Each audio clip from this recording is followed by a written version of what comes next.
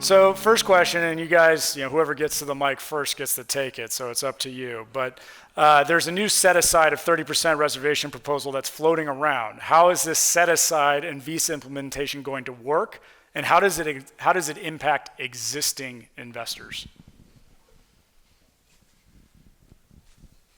Go. Why is everyone looking at me? Because I just sat down. Well, maybe I'll take a stab at it. There was a proposal, I think one of the many dozens and dozens out there, that actually has a 30% set aside for certain types of TEA projects, particularly I think for rural and rural areas. Correct me if I'm wrong, you guys up here. I'm trying to do this by memory, but again, I think we talked about this before. There really hasn't been much change as far as legislation in the past few years. I think, to be very honest, my 2 cents is that it's probably not something that's going to go through anytime soon. But it probably would change the allocation in the numbers with respect to the visa quotas. Because again, the whole idea was that 30% would be set aside for investors and TEAs in this particular rural category.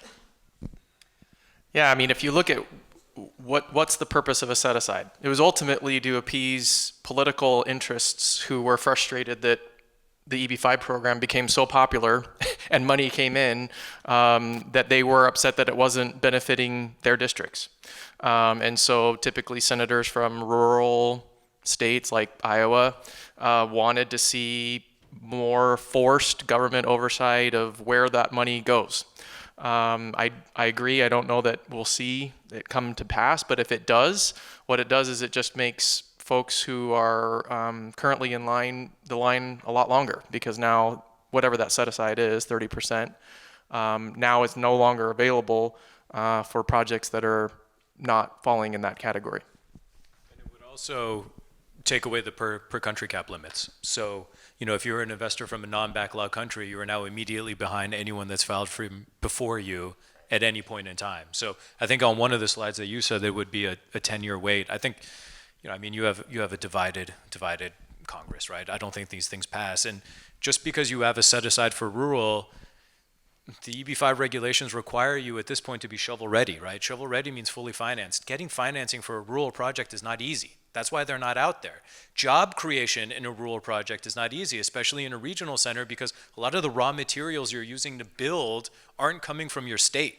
So you have depressed economic conditions, increased difficulties in lending, and decreased job count, right?